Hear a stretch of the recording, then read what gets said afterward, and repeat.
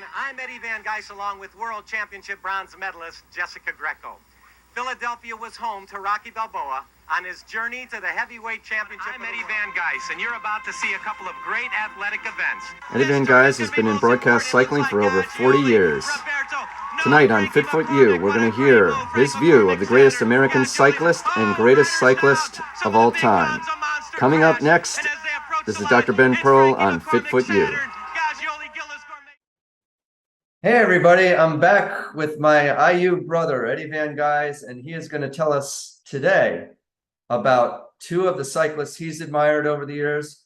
One an American, one in his opinion, the best cyclist of all time. First, welcome back, Eddy, and then tell us about your thoughts.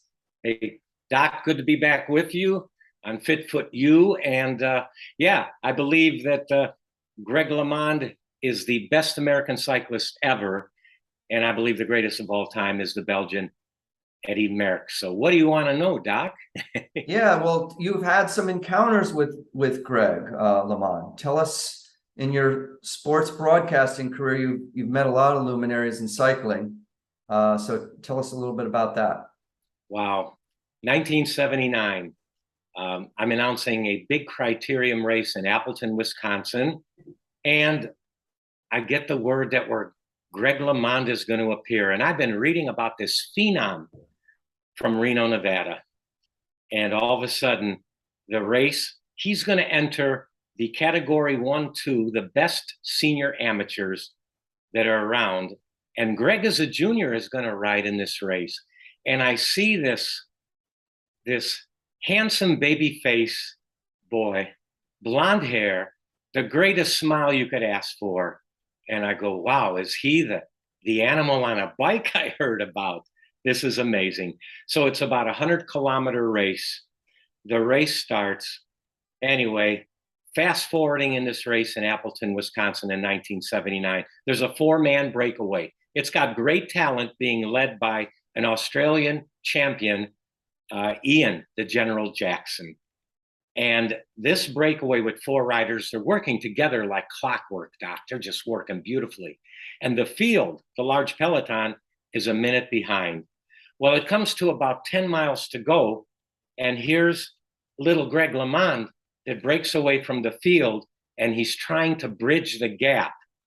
And he's gaining on them. Now, I'm really amazed because the junior riders, he's a junior. He's got a gear limit, Doc. He can't have as big a gear as what the senior men do. He's got a limit. Mm-hmm.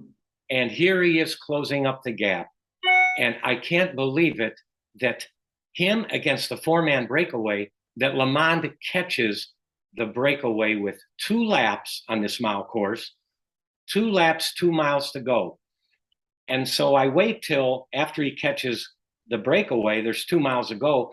I wait till they're on the backstretch because, well, I'm supposed to be the expert. And here I am on the PA and I'm saying, I've never seen an effort like that before, an individual. That was remarkable. But folks, I can tell you one thing, Greg LeMond should have no chance of winning this race. That took so much effort for the last 10 miles alone to catch this group. He made me eat my words. He smoked them in the sprint, Doc. And I'm like, oh my God. And I got to meet Greg then because he was best friends with our great juniors from the Midwest, Jeff Bradley, Mark Fries, Greg Demjen, Andy Hampston. And I got to meet and sit and really got to meet this fine young man. So that happened there. And I said, I've never seen anything like that before.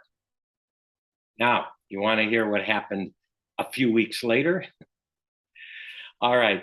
So it's the U.S. National Cycling Championships in Milwaukee, Wisconsin, run by the great Otto Wentz, a past president of the Cycling Federation and in the Hall of Fame. Otto, a German-American, just passion for cycling, was amazing. Well, there's a great course that's a little bit over 4 miles along the lakefront in Milwaukee. It's the national championship, and the juniors are going about 70 miles, something like that. Well, there's Greg ready to want to win a national championship, as well as the other great juniors, the best group of juniors we'd ever seen at that time that could compete internationally. They were awesome American junior riders. So we had a different setup this day. I loved it. I'm told that we've got speakers around the course. We've got a remote setup. I can get on the back of a motorcycle ridden by great Milwaukee champion Paul Washak, and we can follow the leaders. So I would jump from the stage at the finish line announcing, time to get on the bike. There's something going on here, and see what's happening. Well, it's time to follow. We're more than halfway through the race, and there's a hill called the Ravine Hill. And Greg LeMond attacks every lap of this 4-mile course up the Ravine Hill. About how steep was it? Do you remember? Boy, that's a good one, Ben. I'm going to say, I'll bet it's probably about 8%. I don't think it's 10, but it's long. It's a lengthy climb. And when Greg attacks, people are coming off the back, getting dropped. And so now I don't want to leave the motorcycle. So I've got my microphone. I'm sitting there and doing play-by-play.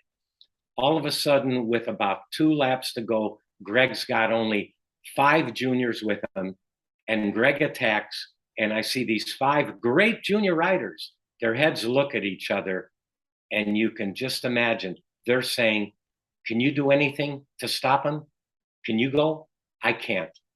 And they all looked at each other helpless. And Greg LeMond is by himself now. Now this is amazing, Doc. There's a long stretch going south along the road along Lake Michigan. There's a severe wind on this day. Paul decides to get behind Greg. We want to see this. And all of a sudden, Paul Washak points to the speedometer, telling me, hey, Eddie, look at the speedometer. Greg's doing 30 miles an hour into this wind. The next thing I know, Greg's waving us up. He wants to talk to us. And as we get up there, Greg says, hey, will you make sure that I have a wheel vehicle behind me? If I get a flat, I don't want to lose this national championship. Well, we did that. We got a vehicle behind him, and Greg won. After the race, Doc, after the race, I said, I was thrilled. I hadn't seen an American do this. I said, America has an Eddy Merckx, and his name is Greg LeMond. In 1 month, he's going to go to Buenos Aires, Argentina, and represent us in the World Cycling Championships. And I'm going to make a prediction that Greg LeMond is going to win the World Junior Road Race Championship. Well, I didn't eat my words on that one, Doc. Okay. Greg wins that, the first American to do so. And a funny story to go along with it is that Eddie Borusewicz, the great Polish coach that we had that headed up our national team, he tells Greg now, after he wins his road race national championship, I want you to ride in the individual pursuit on the velodrome, on the track. Greg says, I've never done this. I go, what did he tell you, Greg? What did he tell you? Because normally in a pursuit, what happens is that people are put on a schedule. Every lap, people are put on a schedule, and they're told up or down their times. And Greg said, all that he told me. With their thumb, because they obviously, yeah. Absolutely. A thumb is telling them that they're on schedule, or pick it up. They'll go with a thumb up, two, meaning you need you're 2 seconds up on where you need to be. But anyway, so Greg says, I wasn't on a schedule. Eddie says, Greg, just ride like hell, go like hell from beginning till end. Greg won a silver medal. Old school coaching, yeah. Unbelievable. So what are the other elements that you think made him the greatest cyclist? Obviously, you didn't get to go in person to the Tour de France. It would have been great if you were there along with Liggett and such. That's a whole nother story, maybe for another time. But what do you think made him a champion in your mind? What impressed you later in his career? Well, you know what? That's a wonderful question. Greg went on then to win 2 more world championships in the pro ranks. And then in 1985 is a very dramatic Tour de France. Greg's riding for the famous Frenchman, Bernard Hinault.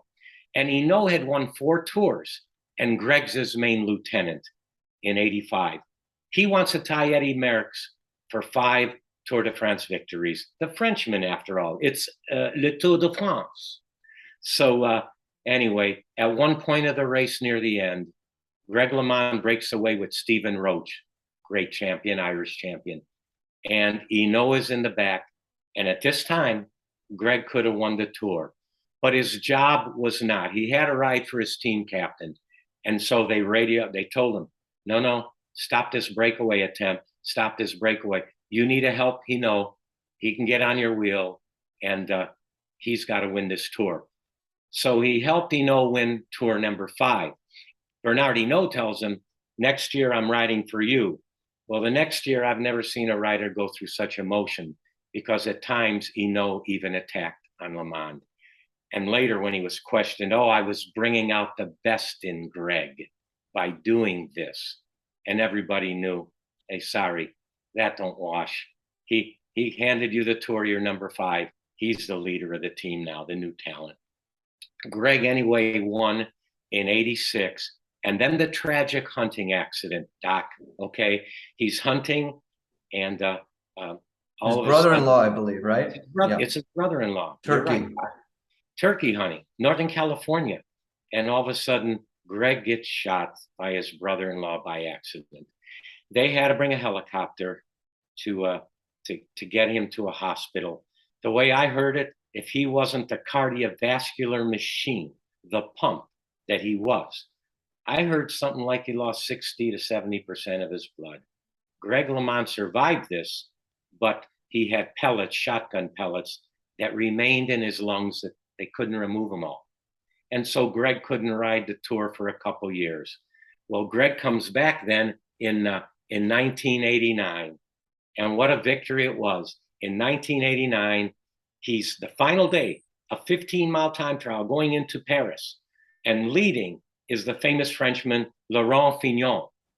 And Greg has to make up over a minute in 15 miles. And so they asked Greg, his team, do you want us to radio you your time splits, where you are in picking up time on Fignon? You know what Greg said?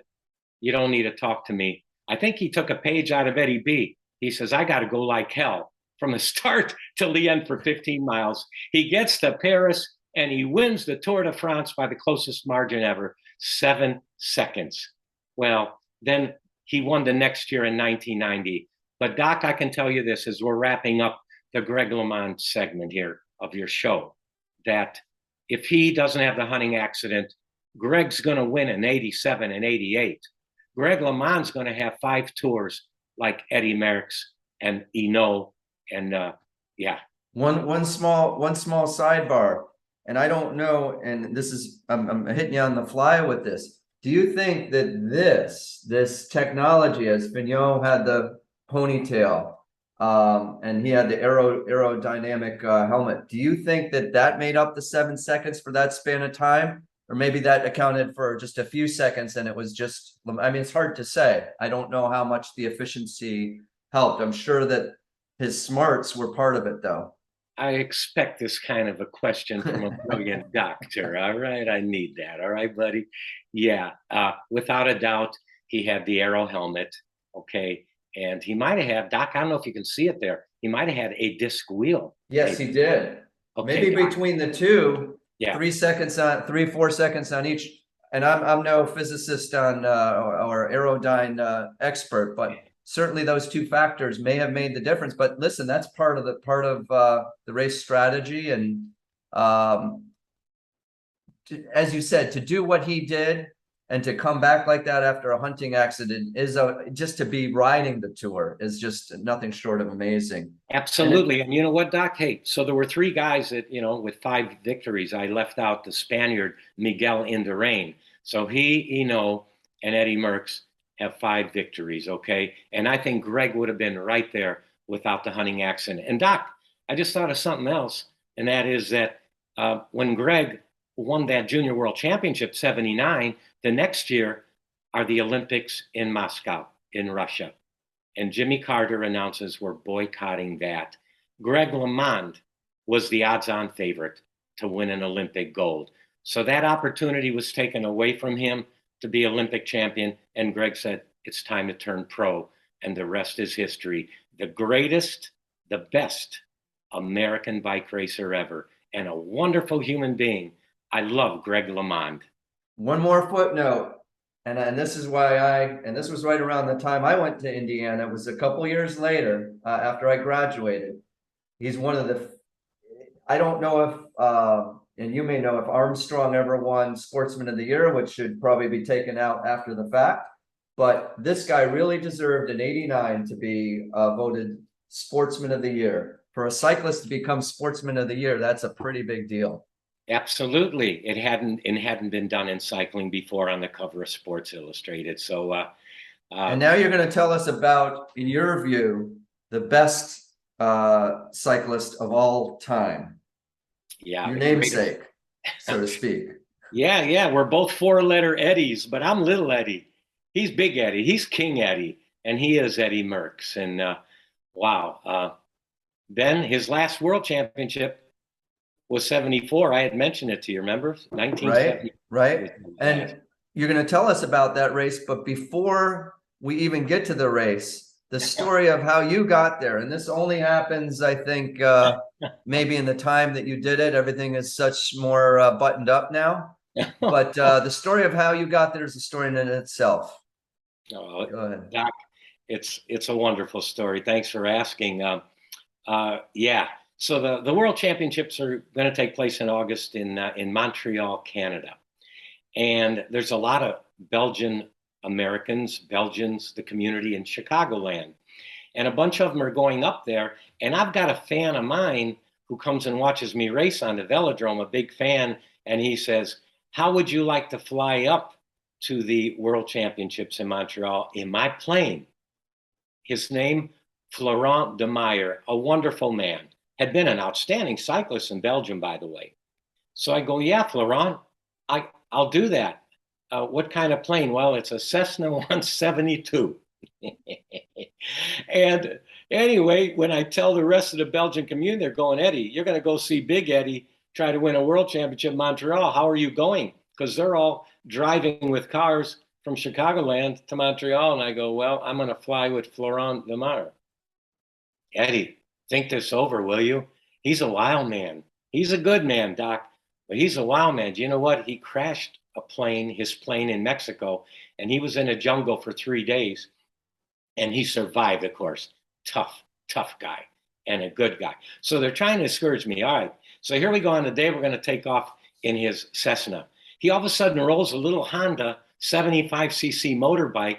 In that little plane, there's room for our butts, the Honda motorbike, and a small suitcase for each of us, or a backpack. Well, he says, help me get the plane out of my little cover here on this farm. And as I help him, I go, what do you want me to grab? He goes, grab the wing. Well, as I grab the wing I can squeeze. I go, like it's a kid plane. Yeah. I go, Florent, how many thousand feet are we going to be up in the air? He goes, 10,000 feet. Oh, wow. Okay. So anyway, we take off, and we made it there fine. We land in Montreal, sort of a rough landing. I said to him, it was a rough landing. I go, whoa, Florent, that was a rough one, that landing.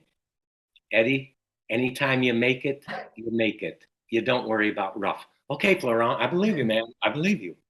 So then he gets out his little motorbike, can't call it motorcycle. I'm on the back there, our backpacks, and we have to go from the airport probably, maybe 30 kilometers to where the race is going to be by the University of Montreal. And are you documenting this in an official capacity, or you're watching it as a spectator? I'm watching this as a spectator, Doc. No official. Yeah. Absolutely. I'm a fan that's going to enjoy myself. Yeah. And so anyway, as we get to where the start-finish line would be, there's cameras set up for the World Championship starting the next day, the amateurs, and then the following day, the pros. And all of a sudden, we look at a paper that are laying there, and the headline of the paper says, in Montreal, where is King Eddie and the Belgians? So we asked around, we found out from some officials there that all the pros were staying at the dorms at the University of Montreal. Not Eddy Merckx and his great Belgian team. So anyway, there's a guy doing a stand-up, Fred de Bruyn, the most famous cycling commentator in Belgium at the time. Wouldn't you know it, Florent had raced against him.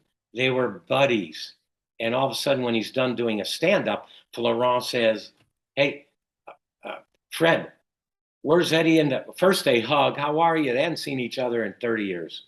Then he says, where's Eddie and the Belgians? And Fred de Bruyn says, hey, I'm not supposed to tell you this. You and he introduces me. He says, you and Eddie, you're not going to say nothing? No. He says they're staying in a tiny hotel called the Motel La Belle in Laval. It's about maybe 40 kilometers from here. Nobody knows it. They wanted their privacy. Eddie would have been hassled, the most famous cyclist in the world. Here we are, putt, putt, putt. We're off again now. As we walk into the Motel La Belle, oh my God, here's my hero, Eddy Merckx, and the great Belgian racers on his team, Roger de Vlaming, Freddie Martins, Patrick Surcouf, Jos Bruyère, Walter Godefroot. It goes on and on. And there's an unspoken code, by the way, that this is their time together, the team. So how do you broach that? Well, you know, Doc, you and I have a little extra energy. Sometimes we might be referred to as a little bit hyper. I think if you talk to our women, our wives, or friends, that's a fact. But believe it or not, Florent, I had to hold him back. They're eating their dinner. It looked like the Last Supper, and Merckx was sitting in the middle where Jesus sat. And there's Merckx, and here's Florent. He wants to go up there while they're eating, and I tug on the back of his shirt and I go, Florent, we got to wait till they're done eating. So we did. Afterwards, we went up there, and I got to meet Eddie and Roger de Vlaming and the whole team. And also, we were given passes that we could be right near the Belgian pit for the start of the race. So that I met Eddie. Eddie, we had a conversation because Eddie grew up speaking Flemish, and I'm fluent in Flemish, a dialect of Dutch. But then Eddie also learned French, of course, as all my Belgian cousins that went to school in Belgium, they all learned French as well. I came over here when I was 4, wasn't going to school yet, so I don't speak French. But Eddie grew up in a Flemish household and then learned French. So that's why people see Eddie oftentimes speaking French, and he speaks Flemish. So got to know him there, conversation. Doc, it's race day coming up. Now I want to have you talk about the race, and we have a little kind of a surprise, and let's hope the technology serves us. Eddie, I'm going to have you. I'm going to blow this baby up, and then I want you to talk us through this, the race.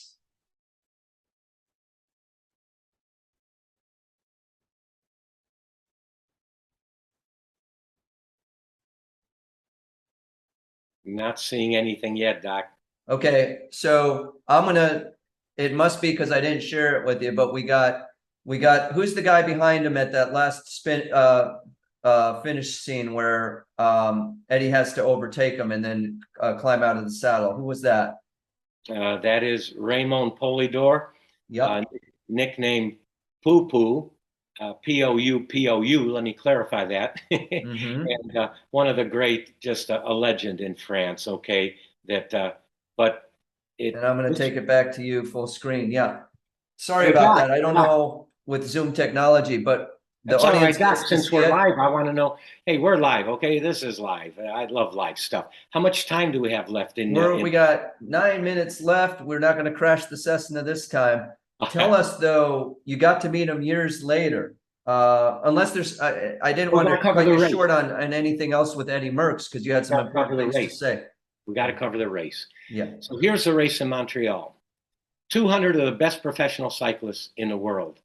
Doc, this course was so grueling. It was about a 7.5 mile course and they had to climb Mont Royal.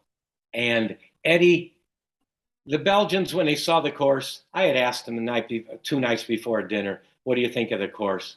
They all said inhumane. Eddy Merckx said just what the doctor ordered for him. And that's how it ended up. But I'm with these Belgians, 20 Belgians, on a very steep climb. We didn't want to be on the Mount Royal long climb because we could get the best pictures on a very steep climb. Anyway, what happens is in this grueling race is that Bernard Thévenet, a great Frenchman who'd won the Tour de France, okay, Bernard Thévenet breaks away and he gets a lead, Doc, of over 3 minutes. He does a solo breakaway for over 100 kilometers. That's over 62 miles. The French are waving their French flags. It's over. It's all done. Thévenet's going to win.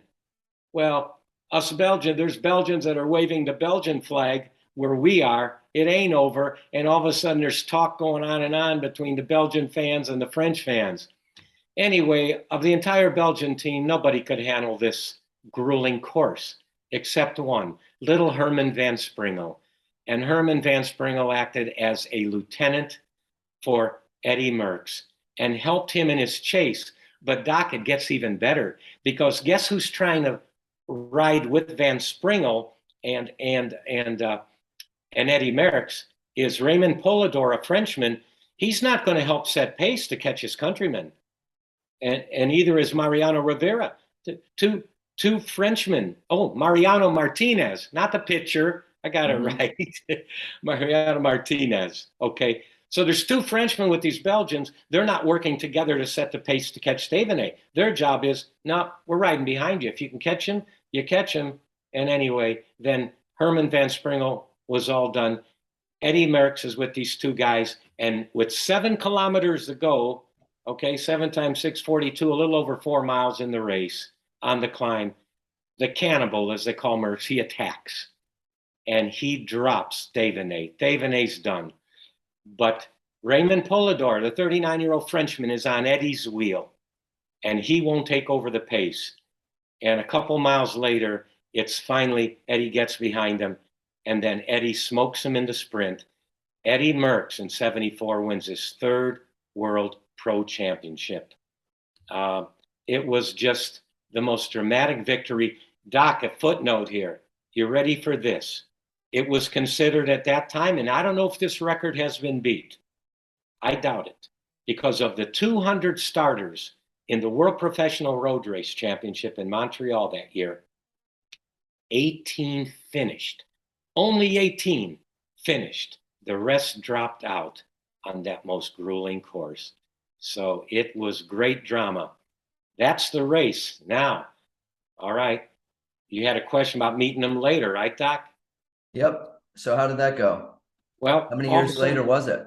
Oh man, yeah, I don't know exactly how many years later that was. That's a good question. So this was 74. I'm going to say, yeah, in the 80s, I'm going to say. Okay. Interbike, the biggest bike show is going on at the Long Beach Convention Center. I have a newspaper, the biggest, like Sports Illustrated in Belgium was called Sports 70. And on the cover is Eddy Merckx winning with his rainbow jersey, the World Championship jersey, 74. And the headline says, "Where zouden wij zijn zonder Merckx?"